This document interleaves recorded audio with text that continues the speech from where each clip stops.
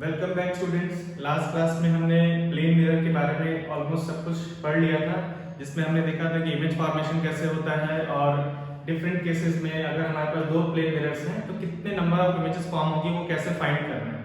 मैंने आपको last class में बताया था कि हम जो अपनी नेक्स्ट क्लास होगी, जो आज की क्लास है, इसमें हम लोग क्वेश्चन सॉल्व करने वाले हैं बेस्ड ऑन प्लेन मिरर, जो कि किस तरह के होंगे मैंने आपको बताया था। जनरली आपको क्वेश्चन में पूछा जाएगा ऑब्जेक्ट डिस्टेंस दिया हुआ है, जो इमेज बनेगा उसका डिस्टेंस कितना होगा, या फिर ऑब्जेक्ट मूव कर रहा है तो इमेज कितनी स्पीड से मूव करेगी, या नंबर ऑफ इमेजेस कितनी फॉर्म होगी। इस टाइप के क्वेश्चंस हम लोग देखने वाले हैं। कहीं कहीं आपको एंगल्स फाइंड करने होंगे। तो आज हम यहाँ से स्टार्ट करते हैं। जो फर्स्ट क्वेश्चन है उसको फोकस करते हैं। यहाँ बोला है कि if you are standing in front of a plane mirror, 1 metre के डिस्टेंस पे आप खड़े हैं from plane mirror, then what will be the distance between you and your reflected image. आपके और आपके रिफ्लेक्टेड इमेज के बीच में डिस्टेंस कितना है ये आपको बताना है। तो एक्चुअली में बहुत सिंपल क्वेश्चन है। हमें बहुत सिंपल क्वेश्चन लिया है यहाँ पे। ये रहा हमारा प्लेन मिरर। प्लेन मिरर को हम ऐसे रिप्रेजेंट करते हैं। जो पर्सन है, जैसे कि यहाँ पे यू लिखा गया, जैसे आप जो है इस मिरर से सपोज 1 मीटर के डिस्टेंस पे खड़े हैं, तो आपको पता है आपकी जो इमेज बनेगी यहाँ से 1 मीटर के डिस्टेंस पे ही बनेगी। एग्जैक्टली 1 मीटर के डिस्टेंस पे बनेगी। ये हम काफी बार डिस्कस कर चुके हैं। ये डिस्टेंस कितना होगा? 1 metre.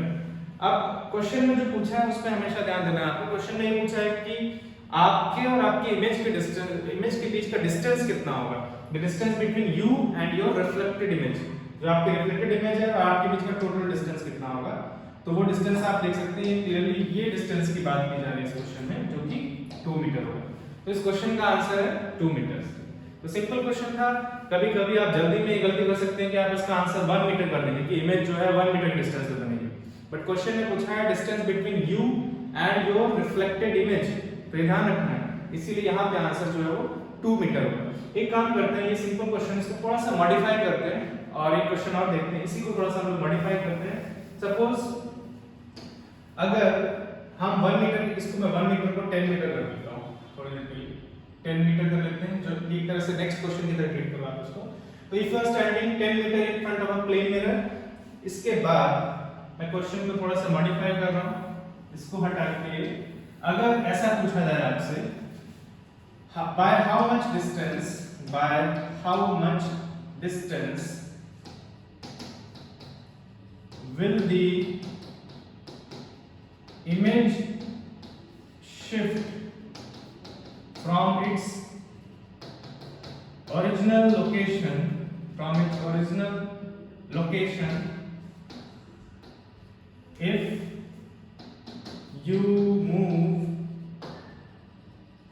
2 meters towards the mirror। Suppose ये क्वेश्चन अगर हम ऐसे मॉडिफाई करते हैं, ये क्वेश्चन है कि आप जो है मिरर से 10 मीटर के डिस्टेंस पे खड़े हैं और आपसे पूछा गया है कि आपकी जो इमेज है, जैसे कि अगर आप 10 मीटर के डिस्टेंस पे खड़े हैं तो आपकी इमेज होगी किसी लोकेशन पे, और आप मूव करते हैं मिरर की तरफ 2 मीटर, तो जो इमेज है वो कितना डिस्टेंस शिफ्ट होगी, अपनी ओरिजिनल लोकेशन से कितना डिस्टेंस शिफ्ट होगी, ये आपको बताना है। ठीक है, ये क्वेश्चन है। तो देखो इसको कैसे करेंगे हम लोग। ये क्वेश्चन का अगर आप ऐसे ही आंसर फाइंड करने की कोशिश करें तो आपको ऐसा लगता होगा क्योंकि हम लोग 2 मीटर आगे की तरफ शिफ्ट किए हैं तो इमेज भी जो है वो 2 मीटर शिफ्ट होगी, लेकिन ऐसा होगा कि नहीं ये चेक करते हैं हम लोग। तो सपोज ये रहा हमारा प्लेन मिरर, ये आपकी लोकेशन को हम लोग पॉइंट से दिखा देते हैं। ये आपकी ओरिजिनल लोकेशन है और ये जो डिस्टेंस है हमें क्वेश्चन में दिया गया है, ये डिस्टेंस जो है वो 10 मीटर है। 10 मीटर का डिस्टेंस। ठीक है, आप यहाँ से कितना शिफ्ट किए हैं वो देखते हैं। तो आप जो शिफ्ट किए हैं वो यहाँ से इस लोकेशन से 2 मीटर शिफ्ट किए हैं, मतलब अब न्यू पोजीशन जो आपकी वो ये होगी। सपोज मैं ए से आपकी ओरिजिनल पोजीशन दिखाता हूँ तो ए डैश जो आपकी क्या हो जाएगी? न्यू पोजीशन हो जाएगी। एक चीज और करते हैं हम लोग, जब आपकी पोजीशन जो है वो ए डैश थी तब आप मिरर से 10 मीटर की डिस्टेंस पे थे, तो आपकी इमेज भी मिरर से कितने डिस्टेंस से बन रही होगी? इसको मैं सिंपली ए लिखता हूं जिससे हमें पता लग जाए ये ऑब्जेक्ट की इमेज है, ए वाली पोजीशन की इमेज है, वो भी कितने पे होगी? 10 मीटर की डिस्टेंस पे ही होगी इमेज, 10 मीटर के डिस्टेंस पे ही होगी। अब आपने क्या किया, आप जो है 2 मीटर शिफ्ट हुए। अगर आप 2 मीटर शिफ्ट हुए हैं तो ये आपकी न्यू पोजीशन है जिसको मैंने ए डैश लिखा है। तो अब आपको पता करना है कि आपकी इमेज कहां फॉर्म होगी। पहले इमेज फॉर्म यहां हो रही थी, अब इमेज कहां फॉर्म होगी ये फाइंड करते हैं हम लोग। कैसे फाइंड करेंगे? आपको बस फाइंड करना है कि ऑब्जेक्ट का इमेज से कितना डिस्टेंस है। This distance is 8 metre. Object का इमेज से डिस्टेंस 8 मीटर है। दैट मींस आपकी इमेज जो है यहां से 8 मीटर की डिस्टेंस पे ही बनेगी। एग्जैक्टली 8 मीटर की डिस्टेंस पे ही बनेगी, मतलब इस लोकेशन पे आपकी इमेज होगी। ठीक है, हमने क्या किया, पहले ऑब्जेक्ट जो है 2 मीटर शिफ्ट हुआ है टुवर्ड्स द मिरर, तो ऑब्जेक्ट से इमेज का डिस्टेंस कितना है? 8 मीटर है। अब जो इसकी इमेज बनेगी वो भी 8 मीटर की डिस्टेंस पे ही बनेगी from the plane mirror. That means जो क्वेश्चन में हमसे पूछा गया है उसका अगर हमें आंसर करना है, ये न्यू पोजीशन है, a डैश लिख रहा हूं, मतलब ये हमारा a डैश ऑब्जेक्ट है और ये उसकी इमेज है बिहाइंड द मिरर। ये पहले ऑब्जेक्ट a पे था और ये उसकी इमेज है। अब क्वेश्चन में पूछा है कि bye how much distance will the image shift from its original location. तो इमेज की जो ओरिजिनल लोकेशन थी वो 10 मीटर्स थी और वो मिरर से कितना शिफ्ट हो गई है? अब वो 8 मीटर में बन रही है, मतलब जो शिफ्ट हुआ है ये डिस्टेंस है। This will be the shift, और इस शिफ्ट की वैल्यू जो होगी वो क्लियरली कितनी है? वो है 2 मीटर्स। तो अगर आप 2 मीटर्स शिफ्ट होते हैं टुवर्ड्स द मिरर तो इमेज भी शिफ्ट होगी 2 मीटर और वो भी टुवर्ड्स द मिरर शिफ्ट होगी। ठीक है, तो ये सिंपल है, बस आपको ध्यान रखना है चीजें। क्वेश्चन में पूछा क्या गया, क्वेश्चन में अगर पूछा जाए कि सपोज यहीं पे क्वेश्चन में पूछा जाता कि what will B, same process है कि ऑब्जेक्ट है वो 10 मीटर की डिस्टेंस पे है और 2 मीटर शिफ्ट होता है टुवर्ड्स द मिरर, तो आपसे अगर ये पूछा जाए what will be the new distance between the object and image. अब new distance between the object and image कितना होगा? तो अब जो ऑब्जेक्ट और इमेज के बीच का न्यू डिस्टेंस है वो ये डिस्टेंस है जो कि 16 मीटर होगा, जो कि 16 मीटर होगा। तो इस तरीके से आप अगर ऑब्जेक्ट शिफ्ट करता है या ऑब्जेक्ट एक पर्टिकुलर लोकेशन पे है तो आप डिफरेंट डिस्टेंसेस इस तरीके से आप फाइंड करें। इस क्वेश्चन में आप एक और मॉडिफिकेशन कर सकते हैं और वो काफी इंटरेस्टिंग होगा, वो भी हम लोग देखते हैं। सपोज अब अगर ऐसा होता है कि हम लोग ऑब्जेक्ट को ना मूव करके मिरर को मूव करते हैं, तो मैं यहां थोड़ा सा मॉडिफाई कर रहा हूं। By how much distance will the image shift from its original location if mirror is, यहां पे मैं छोटा सा मॉडिफिकेशन कर रहा हूं, इफ मिरर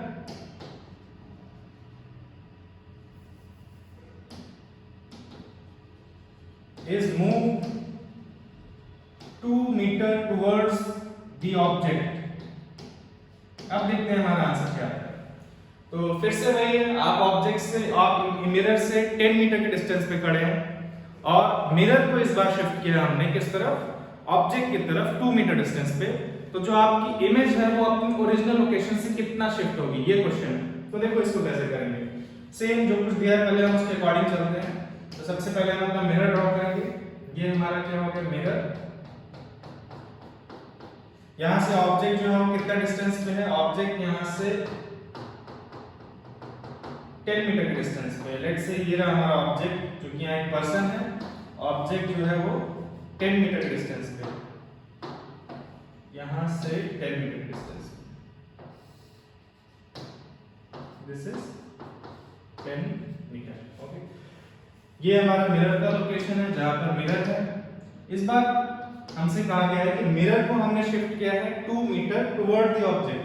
तो अगर आप मिरर को 2 metre toward the object shift करते हैं तो इमेज में कितना शिफ्ट आएगा ये देखते हैं। क्या इमेज में शिफ्ट भी 2 ही मीटर आएगा या आंसर कुछ और होगा, ये फाइंड करने की कोशिश करते हैं। तो पहले तो हम क्या करते हैं, काम करते हैं, पहले देखते हैं कि जब मिरर यहाँ रखा हुआ है, इसको हम लोग फर्स्ट पोजीशन मार्क कर देते हैं मिरर की। जब मिरर यहाँ रखा हुआ है तो ऑब्जेक्ट की इमेज कितना डिस्टेंस से बनी, सबसे पहले मार्क करते हैं। तो ऑब्जेक्ट की डिस्टेंस जो 10 मीटर पे बनेगी, करेक्ट। तो यहाँ से हमें देखना है 10 मीटर, यहाँ पे हमारा जो है ऑब्जेक्ट की इमेज होगी। तो इसको मैं O लिख देता हूँ और इसको O डैश लिख देता हूँ। तो ये ऑब्जेक्ट की इमेज बनेगी जब ये फर्स्ट लोकेशन पे, या बेटर होगा इसको हम O1 लिखें, इससे हमें इजी हो जाएगा चीजों को समझना। नेक्स्ट हमने क्या किया, मिरर को शिफ्ट किया है टुवर्ड्स द ऑब्जेक्ट। तो हम लोग मिरर के towards the object by 2 metre distance, तो मिरर को हम लोग यहाँ शिफ्ट करने वाले हैं। तो मान लेते हैं ये डिस्टेंस 2 मीटर है, ये डिस्टेंस जो है वो 2 मीटर है। तो इसका मतलब ये हमारे मिरर की न्यू पोजीशन हो जाएगी जो मैंने येलो से ड्रॉ किया। तो ये न्यू पोजीशन है, इसको मैं 2 लिख दे रहा हूँ। ये न्यू पोजीशन है किसकी? मिरर की, ये पहले वाली पोजीशन थी। तो अब देखते हैं इमेज कहाँ बनेगी।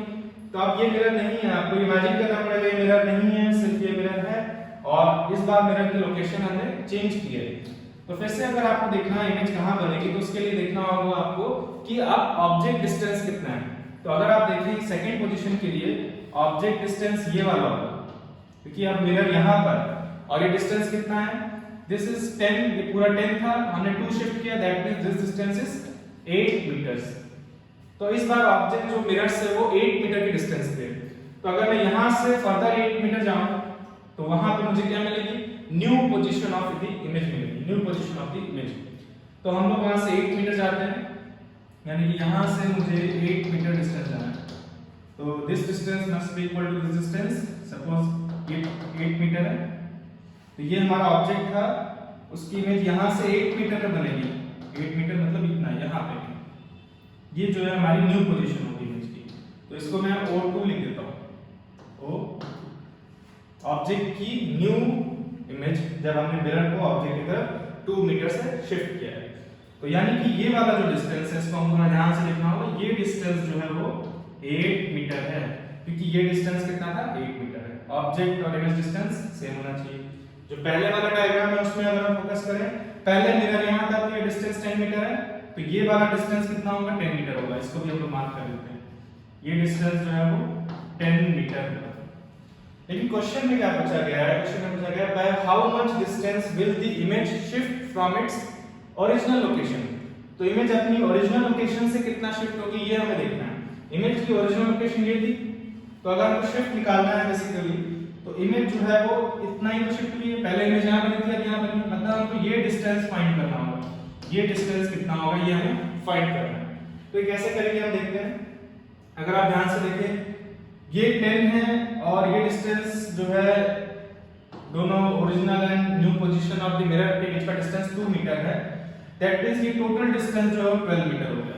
This complete distance is 12 metres, this is 12 metre, और यहीं से ये जो डिस्टेंस है ये 8 मीटर है। तो इन दोनों डिस्टेंसेस पे फोकस करते हैं। This is 12 metres and this is 8 metres, that means this must be 4 metres, this must be 4 metres, because 12 metre से अगर हम लोग 8 मीटर सब्ट्रैक्ट करेंगे तभी ये डिस्टेंस मिलेगा। दिस इज 4 मीटर, यानी कि यहां हमें पता चला कि जो इमेज है वो 4 मीटर शिफ्ट हुई है। तो ये आंसर पिछले केस से डिफरेंट है। ऑब्जेक्ट को हमने शिफ्ट नहीं किया इस बार हमने मिरर को ऑब्जेक्ट की तरफ शिफ्ट किया है बाय 2 मीटर। तो अगर आप मिरर को ऑब्जेक्ट की तरफ 2 मीटर से शिफ्ट करते हैं तो ऑब्जेक्ट की जो इमेज है वो 4 मीटर शिफ्ट होती है, 4 मीटर शिफ्ट होती है, मतलब डबल शिफ्ट होगी। जो पिछला केस था उसमें हमने देखा था, हमने ऑब्जेक्ट को 2 मीटर शिफ्ट किया था, तो इमेज भी अपनी लोकेशन से 2 मीटर शिफ्ट की थी, वहां पे हमने मिरर को शिफ्ट नहीं किया था।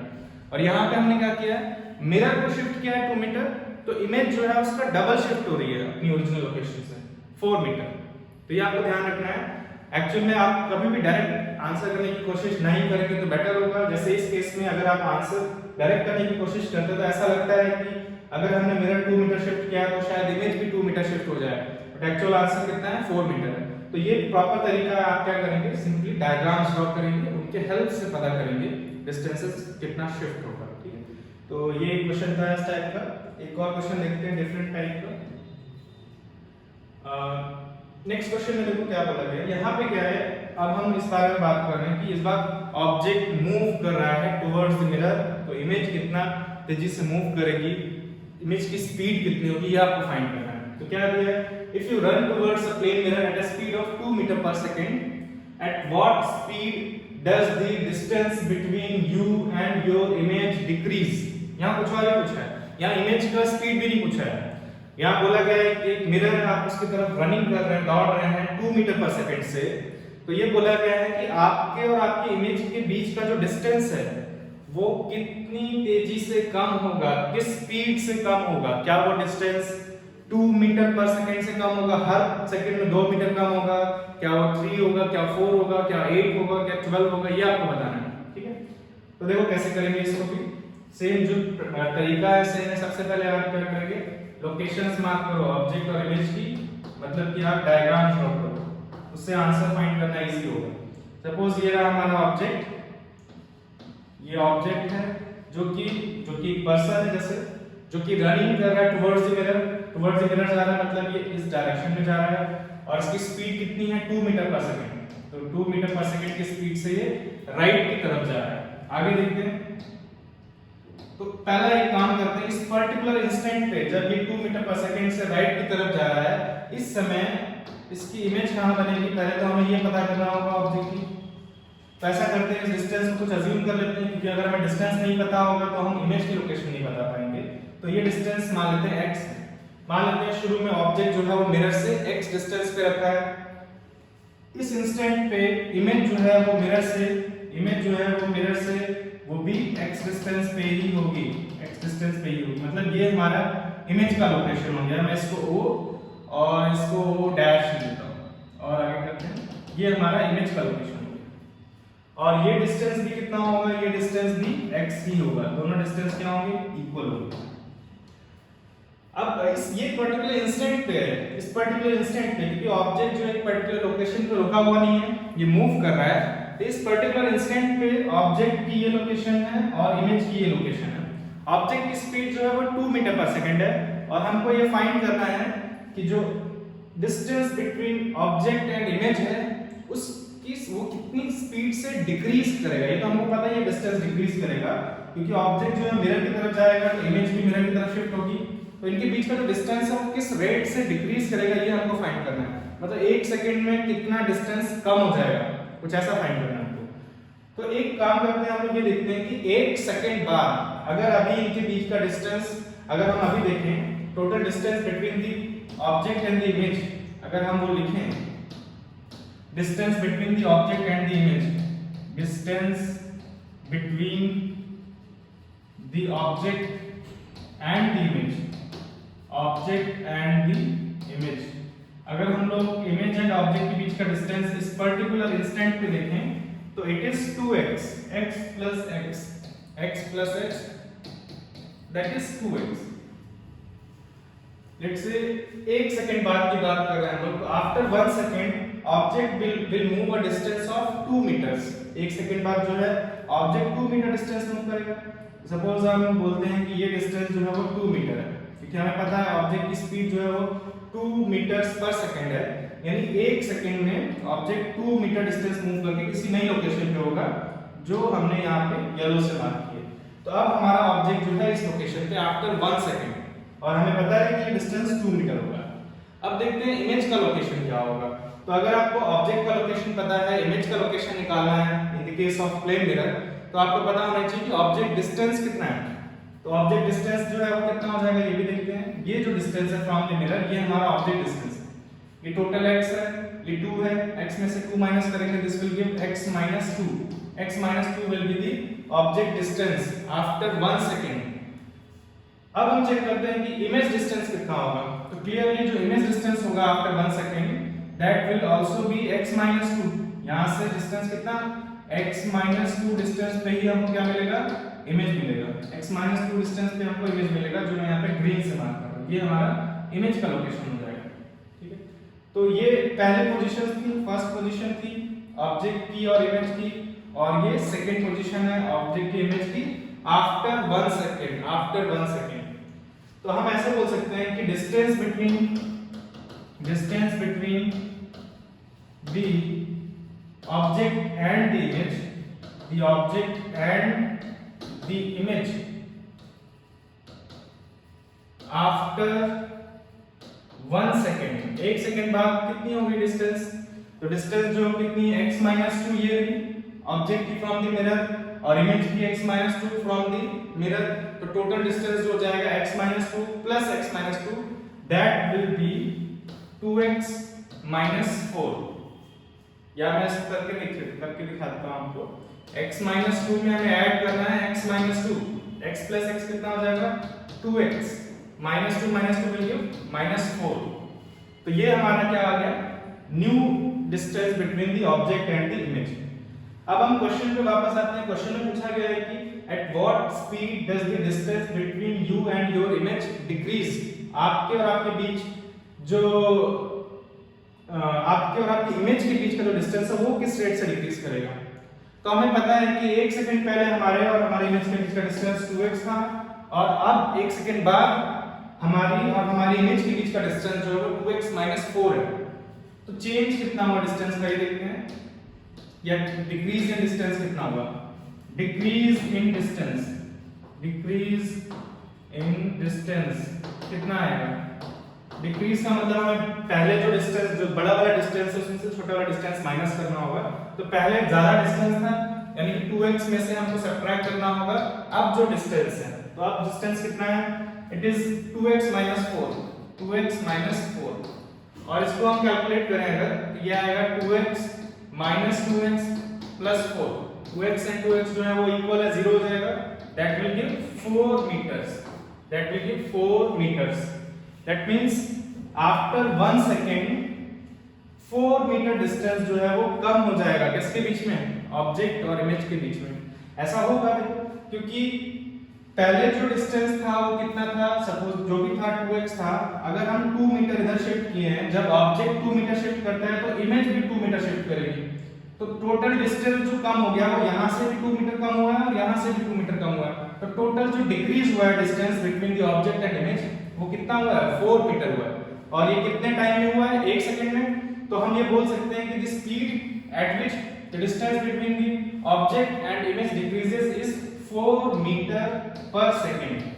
हर सेकंड में 4 मीटर से डिस्टेंस जो है वो डिक्रीज कर जा रहा है, ऐसे बोल सकते हैं। तो ये वो स्पीड होगा जिस स्पीड से ऑब्जेक्ट और इमेज के बीच का डिस्टेंस जो है वो डिक्रीज कर रहा है। मेरे ख्याल से आपको ये क्लियर होगा। तो इस तरीके से आपको प्रोसीड करना है इस टाइप के क्वेश्चंस में। अब हम लोग एक और डिफरेंट टाइप का क्वेश्चन देखते हैं based on plane mirror and reflection. इस क्वेश्चन में देखते हैं क्या पूछा गया है।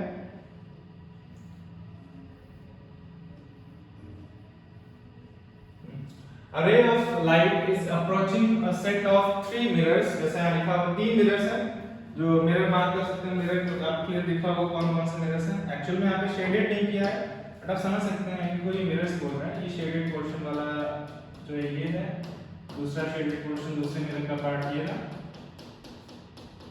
और जो तीसरा पार्ट है वो। तो हमारे पास 3 मिरर्स हैं। ये फर्स्ट मिरर हो गया, this is second mirror and this is third mirror. A ray of light is approaching a set of 3 mirrors as shown in the figure.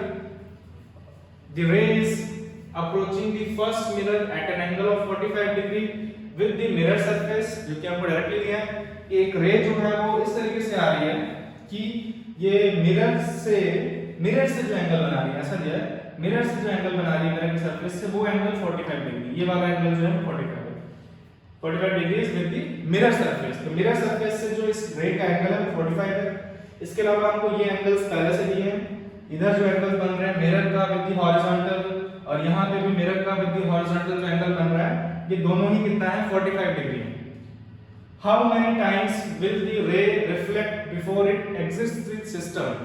मतलब जब मिरर जो है इस रीजन से जो भी है जहां पे भी रिफ्लेक्ट होने के बाद इस रीजन से बाहर निकलेगी तो उससे पहले कितनी बार मिरर लाइट जो है लाइट रिफ्लेक्ट होगी, ये पूछा गया क्वेश्चन में। तो हम देखते हैं कैसे पता करेंगे।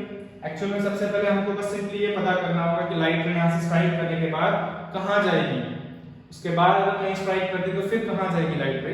तो हमको बार-बार बस ये पता करना है कि लाइट रे का पाथ क्या होगा after first reflection then second reflection, path क्या होगा। अगर हमको पाथ पता लग जाएगा तो हम देख पाएंगे कि जो उस पाथ पे कौन कौन से पॉइंट पे रिफ्लेक्शन हुआ है और वही हमारा आंसर होगा जितने नंबर ऑफ रिफ्लेक्शन होंगे। तो ये एंगल अगर 45 है जैसे यहाँ पहले से मार्क किया गया है, सबसे पहले ये लाइट रे इस तरीके से इस मिरर पे फॉल कर रही है। आफ्टर रिफ्लेक्शन कहाँ जाएगी इसके लिए हमको नॉर्मल ड्रॉ करना पड़ेगा क्योंकि वो हम लॉज ऑफ रिफ्लेक्शन से फाइंड कर सकते हैं। एंगल ऑफ इंसिडेंस जो है एंगल ऑफ रिफ्लेक्शन के इक्वल होगा। तो हमने क्या किया, यहाँ पे नॉर्मल ड्रॉ किया। अब ये नॉर्मल जो है ये मिरर के साथ टोटल एंगल तो 90 बनाएगा और अगर ये एंगल 45 है, एक्चुअल में ये वाला जो एंगल होगा ये टोटल एंगल तो 90 होगा और अगर ये 45 है दैट मींस जो बाकी बचा एंगल ये भी कितना होना चाहिए 45, जो एक्चुअल में यहाँ लिखा है 45 डिग्री होगा। ठीक है, तो हमें पता चल गया एंगल ऑफ इंसिडेंस 45 है। एंगल ऑफ इंसिडेंस जो होता है वो angle between the normal and the incident ray होता है। ये हमारी इंसिडेंट रे है इस पर्टिकुलर मिरर के लिए।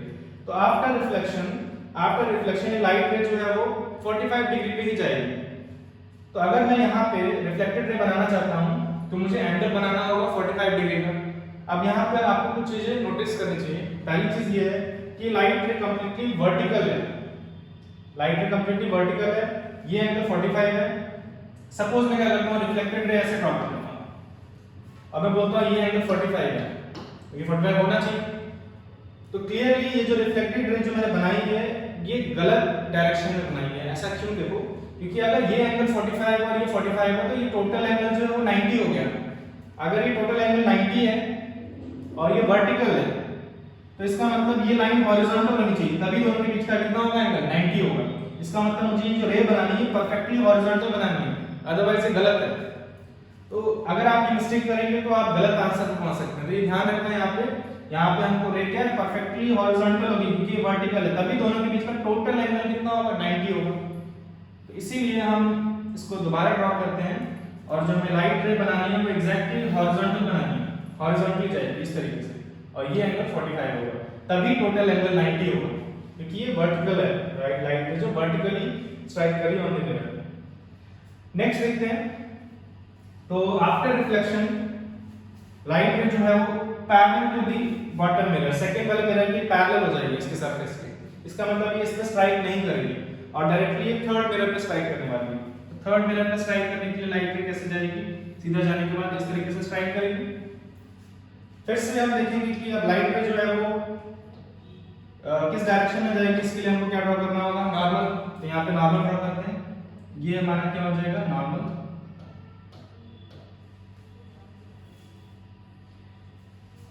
उसके बाद हमें फाइंड करना होगा angle of incidence. Angle of incidence पता चलेगा तभी हम एंगल ऑफ रिफ्लेक्शन निकाल सकते हैं। तो एंगल ऑफ इंसिडेंस कैसे मिलेगा? हम ये एंगल किसी और तरीके से निकाल सकते हैं। कैसे? ये एंगल 45 है, ये लाइन और ये लाइन जो है पैरेलल है, that means this angle will also be 45 because these are the alternate interior angles। ये आपने पढ़ा होगा मैथ्स में। तो ये 45 एंगल होगा। अब अगर ये 45 है तो आप नोटिस कर सकते हैं क्योंकि ये नॉर्मल है, ये मिरर के साथ टोटल एंगल जो है वो 90 बनाएगा। ये टोटल एंगल 90 डिग्री है। अगर ये 45 है तो ये एंगल भी 45 ही होना चाहिए, तभी टोटल एंगल क्या होगा? 90 होगा। That means angle of incidence is again 45 degree. एक चीज आपको ध्यान देनी चाहिए कि जो ये लाइट रे है, जो ये वाली लाइट रे है, ये इस मिरर के लिए रिफ्लेक्टेड रे है, बट इस मिरर के लिए इंसिडेंट रे है। ये ध्यान रखना है आपको। जब हम इंसिडेंट रे और रिफ्लेक्टेड रे की बात करते हैं तो with respect to the position of the mirror होता है, with respect to the mirror होता है। कौन से मिरर पे लाइट रे आ रही है? इस मिरर पे आ रही है तो वो इंसिडेंट होगी, लेकिन इस मिरर से रिफ्लेक्ट होने के बाद जा रही है, ये रिफ्लेक्टेड रे होगी। एक ही रे इंसिडेंट रे और रिफ्लेक्टेड रे दोनों हो सकती है for different mirrors. After reflection जो एंगल बनेगा वो सेम ही एंगल बनेगा क्योंकि 45 डिग्री पे लाइट रे आ रही है तो रिफ्लेक्शन के बाद भी 45 पे जाएगी। तो फिर से आप यहाँ क्या मिस्टेक कर सकते हैं? अगर रे डायग्राम बनाएंगे, लाइट रे का रिफ्लेक्टेड रे अगर आप बनाना चाहेंगे तो आप हो सकता है राइट रे ऐसे दिखा दें कि ये एंगल 45 होगा, बट इसका मिस्टेक क्या है? अगर ये 45 है और ये कंप्लीटली हॉरिजॉन्टल है और रिफ्लेक्टेड रे भी 45 पे जा रही है तो उनके बीच का एंगल जो है वो 90 हो जाएगा। तो 90 के लिए आपको रे वर्टिकल बनानी होगी एग्जैक्टली, तभी 90 होगा वो एंगल, जैसे हमने पीछे डिस्कस किया था। इसका मतलब आफ्टर रिफ्लेक्शन लाइट कुछ ऐसे जाएगी और ये एंगल कितना होगा? 45 होगा, तभी ये अगर एंगल 90 है तो हॉरिजॉन्टल लाइट रे जो है वो वर्टिकल दिखाई देगी आपको आफ्टर रिफ्लेक्शन। तो ये पाथ रहेगा लाइट रे का जब वो इस मिरर में फॉल करती है और उसके बाद इधर स्ट्राइक करती है और इस तरीके से जाती है। तो क्लियरली हमें दिखाई दे रहा है कि जब लाइट रे इससे बाहर गई है, सिस्टम ऑफ मिरर्स 3 मिरर से बाहर गई है, तो इसके दो रिफ्लेक्शन हुए, एक पहले यहाँ रिफ्लेक्शन हुआ है और दूसरा रिफ्लेक्शन यहाँ हुआ है। तो इसका आंसर क्या होगा? It will be reflected twice before exiting the system. ठीक है, एक और क्वेश्चन देखते हैं हम लोग। यहाँ पे अगर आप नोटिस करें तो जितने भी क्वेश्चन किए हमने लॉज ऑफ रिफ्लेक्शन से यूज किए, कुछ नया नहीं पढ़ा, जो पहले पढ़े थे उन्हीं चीजों को हम यहाँ पे अप्लाई कर रहे हैं। तो एक क्वेश्चन और देखते हैं। इस क्वेश्चन में क्या बोला गया देखते हैं। हमारे पास ये मिरर है, हॉरिजॉन्टल लाइट रे स्ट्राइक्स, ये जो ग्रीन से दिखा रखी है वो horizontal light ray, it strikes a mirror such that the reflected ray is directed at an angle of 60 degree with respect to the horizontal. अच्छा, पहले काम करते हैं, मिरर जो है उसको आइडेंटिफाई करें। ये एक्चुअल में हमारा मिरर है, मैं इसको शेड कर देता हूं, कंफ्यूजन ना हो। ये हमारा मिरर है, ये लाइट रे हॉरिजॉन्टल लाइट रे जो ग्रीन से दिखा रखी है, आफ्टर रिफ्लेक्शन लाइट रे ऐसे जा रही है और हमें ये बताया गया है कि आफ्टर रिफ्लेक्शन लाइट रे का एंगल जो है वो 60 डिग्री है विद द हॉरिजॉन्टल, जो कि डायग्राम में मार्क किया गया है। इस एंगल की बात हो रही है, 60 डिग्री है। पूछा गया है कि जो एंगल ए है वो कितना होगा। एंगल ए क्या है? कि मिरर जो है वो हॉरिजॉन्टल से जो एंगल बना रहा है वो है एंगल ए। एंगल ए क्या है? The angle formed by the mirror with the horizontal angle A हमको फाइंड करना है इस क्वेश्चन में। तो ये एक तरह से ज्योमेट्री का ही क्वेश्चन है, आपको किसी तरीके से एंगल्स फाइंड करने हैं कुछ प्रॉपर्टीज को यूज करके, चाहे वो पैरेलल लाइंस की प्रॉपर्टीज हो या पैरेलल लाइंस ट्रांसवर्सल की प्रॉपर्टीज हो, जो भी देखते हैं, या फिर हम लोग हो सकता है लॉज ऑफ रिफ्लेक्शन भी यूज करें। तो ए कैसे फाइंड किया जाएगा उस पे आते हैं। उससे पहले एक चीज देखते हैं, अगर ये एंगल जो है वो 60 डिग्री है, अगर ये एंगल 60 डिग्री है तो आप थोड़ा सा सोचें और ये एंगल कितना होगा, ये सोच लो ये एंगल कितना होगा। तो अगर आप नोटिस करें इसके लिए, ये लाइन जो है ये स्ट्रेट लाइन है, क्योंकि लाइट का हॉरिजॉन्टल आ रही थी और ये भी हमने हॉरिजॉन्टल ड्रॉ किया है, तो ये एक ही लाइन की तरह ट्रीट कर सकते हैं इसको।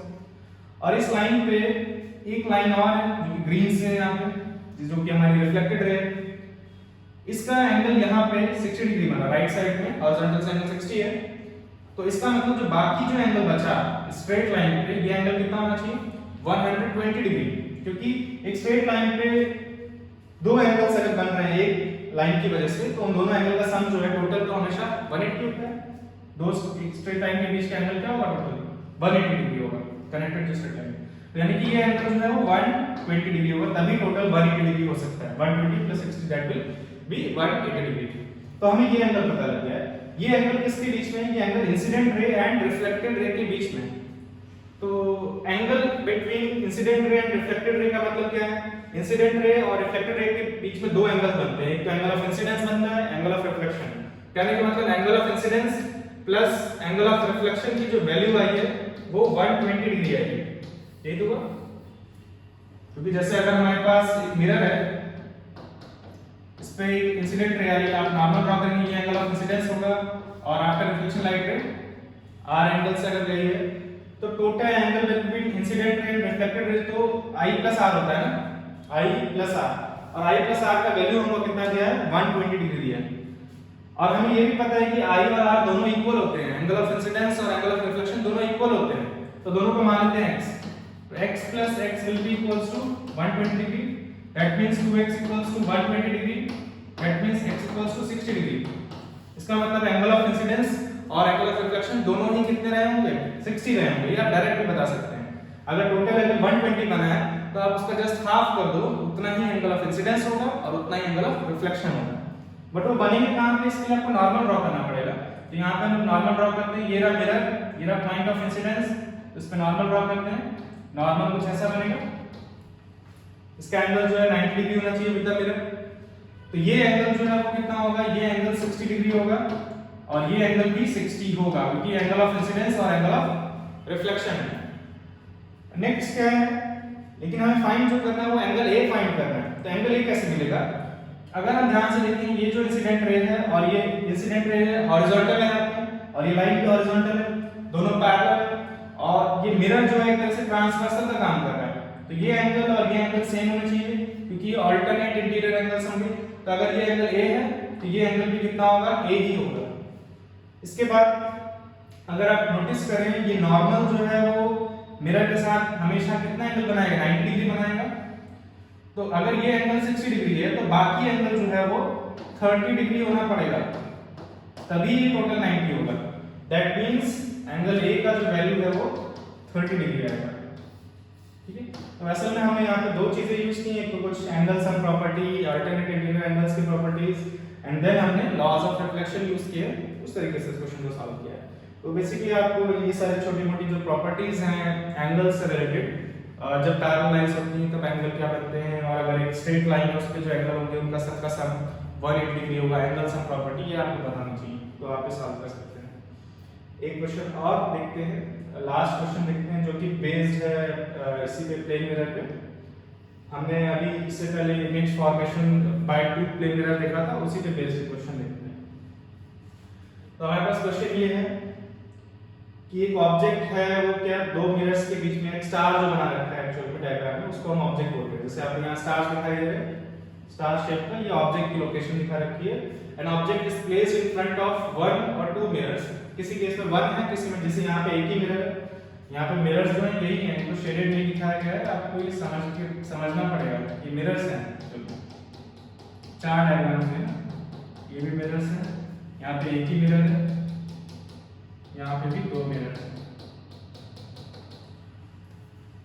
And the number of images are found in each system. हमें पता है कि दो मिरर्स होते हैं तो काफी सारी इमेजेस फॉर्म होती हैं, इसके बारे में हम देख चुके हैं कैसे इमेजेस फाइंड करना, नंबर ऑफ इमेजेस फॉर्म। हमसे क्वेश्चन में पूछा गया है rank the number of images per system from least to most. यहाँ पे हमारे पास 4 सिस्टम ऑफ मिरर्स हैं, ऐसे बोल सकते हैं। यहाँ पे दो मिरर्स 60 डिग्री के एंगल में हैं, यहाँ पे दोनों मिरर्स एक दूसरे के पैरेलल हैं, और यहाँ पे एक ही मिरर है। यहाँ पे दो मिरर्स जिनके बीच का एंगल 90 है, मार्क कर रखा है 90 डिग्री है। हमें बताना है, हमें एक्चुअली इनको रैंक करना है किस हिसाब से कितने नंबर ऑफ इमेजेस फॉर्म होंगी उसके अकॉर्डिंग, जिसमें सबसे लीस्ट इमेज फॉर्म होगी उसको फर्स्ट पे रखना है, लीस्ट टू मोस्ट रखना है। तो सबसे कम नंबर ऑफ इमेजेस में फॉर्म होंगी, नेक्स्ट उसके बाद से ज्यादा, उसके बाद सबसे ज्यादा और सबसे ज्यादा, लीस्ट टू मोस्ट हमको अरेंज करना है। एक्चुअली में हमें ऑप्शंस भी दिए हैं कि इनमें से कौन सा करेक्ट होगा, ये आपको चेक करना है। क्या सबसे कम इमेज जो है 1 में फॉर्म होगी, फिर देन 2 में उससे ज्यादा, 3 में से ज्यादा, 4 में सबसे ज्यादा, इस तरीके से आपको देखना है। तो देखो हम कैसे करेंगे, सबसे कम इमेजेस कहां फॉर्म होंगी या वैसे आइडेंटिफाई कर सकते हैं डायरेक्टली। अगर हमारे पास दो प्लेन मिरर्स होते हैं तो इमेज जो है वो एक से ज्यादा ही बनेगी। अगर हम पहले ऐसा करते हैं, काउंट ही करते हैं, कोशिश करते हैं काउंट करने की।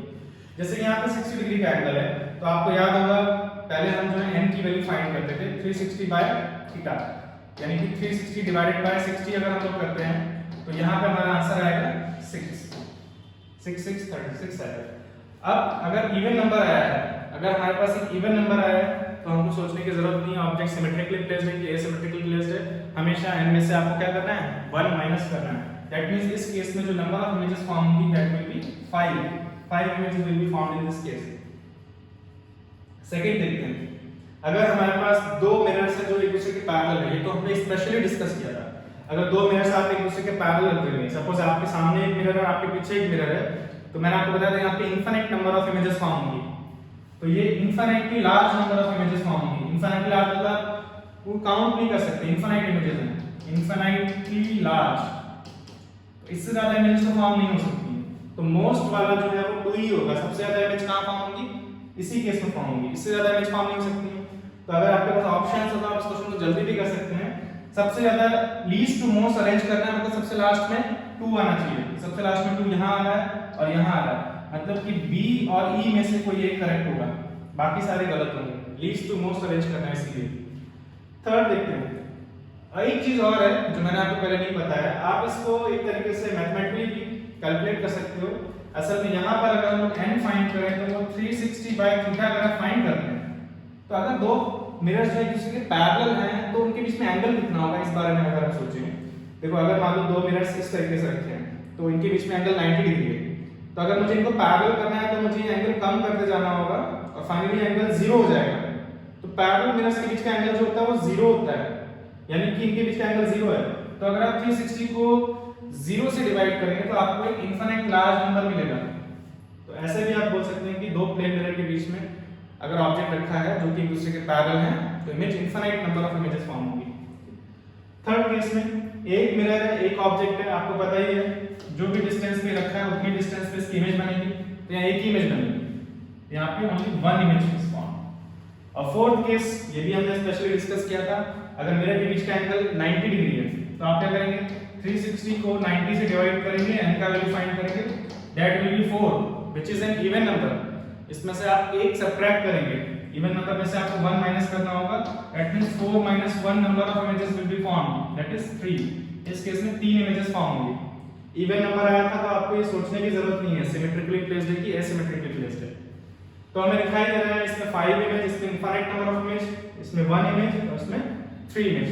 तो अगर हम लोअर लीस्ट से स्टार्ट करें, सबसे कम इमेज 3, मतलब 3 किसमें है, दोनों में है, सबसे कम इमेज 3 बनेगी नंबर ऑफ इमेजेस, यानी कि थर्ड वाले सबसे कम नंबर ऑफ इमेजेस थर्ड वाले केस में बनेगी। उसके बाद एक इमेज बन गई, उसके बाद फोर्थ वाले केस में, देन फर्स्ट वाले केस में इसमें 1 इमेज 3 है, देन 5 है यानी फर्स्ट वाले केस में, एंड देन सबसे ज्यादा इमेजेस जो है सेकंड वाले केस में बनेगी। तो हमारा आंसर होगा 3 4 1 2 लीड्स टू मोस्ट। 3 4 1 2 हमारा बी ऑप्शन है, यानी ये करेक्ट होगा। तो इस तरीके से आप इस टाइप के क्वेश्चंस को आंसर करेंगे। तो ये हमारे कुछ क्वेश्चंस थे बेस्ड ऑन प्लेन मिरर और number of images found by the plane mirror, characteristics of the images found by the plane mirror, उस पे बेस्ड था। तो इस तरह के क्वेश्चंस जनरली पूछे जाते हैं कॉम्पिटिटिव एग्जाम्स में। आपके स्कूल एग्जाम से काफी सिंपल क्वेश्चन पूछे जाएंगे अगर प्लेन मिरर पे आते हैं, जिसमें मोस्टली आपको रे डायग्राम्स ही बनाने होंगे मोस्ट ऑफ द केसेस में, या फिर जैसे हमने पीछे देखा था कि ऑब्जेक्ट शिफ्ट हो रहा है तो इमेज कितना शिफ्ट होगा, इस टाइप के क्वेश्चंस होंगे। और कॉम्पिटिटिव एग्जाम्स में इस तरह के अगर हम number of images form by the 2 plane mirrors पे बेस्ड होते हैं, तो इस तरीके से कभी आपको रीअरेंज यहाँ पे अरेंज करना होगा, कभी कभी आपको डायरेक्टली फाइंड करना होगा कितनी इमेजेस बनेंगी, ठीक है। तो ये यहाँ पे हमारा प्लेन मिरर कंप्लीट हो गया। हमने जो स्टार्ट किया था लाइट क्या होता है, लाइट के डिस्कशन से स्टार्ट किया था। उसके बाद हमने डिस्कशन किया था कि लाइट के नेचर के बारे में और इमेज फॉर्मेशन कैसे होता है, इस पर डिस्कशन हुआ था। उसके बाद स्पेशली हमने प्लेन मिरर पे डिस्कशन किया था, प्लेन मिरर होता क्या है और उससे इमेज कैसे बनती हैं, कैसे आप ड्रॉ करेंगे, उसका मेथड हमने देखा था। रियल इमेज, वर्चुअल इमेजेस क्या होती हैं, characteristics of the images form by plane mirror, इस पर डिस्कशन किया था। उसके बाद फिर हमने स्पेशली एक टॉपिक देखा था number of images form by plane mirror, और उस पे ये सारे क्वेश्चन थे। जो कुछ हमने पढ़ा था उसका ये एप्लीकेशन था।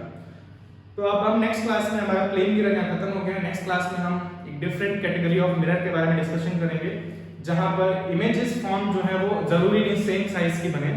उन मिरर्स को हम लोग स्फेरिकल मिरर्स बोलते हैं, जिनके काफी सारे एप्लीकेशंस हैं, उस पर भी हम लोग डिस्कशन करेंगे, जो हम पहले भी थोड़ा सा डिस्कस कर चुके हैं जब हमने इस चैप्टर के एप्लीकेशंस डिस्कस किए थे। तो उन मिरर्स को हम लोग स्फेरिकल मिरर्स बोलते हैं, जो कि प्लेन मिरर से डिफरेंट होते हैं, और वो हम लोग नेक्स्ट क्लास में स्टार्ट करेंगे।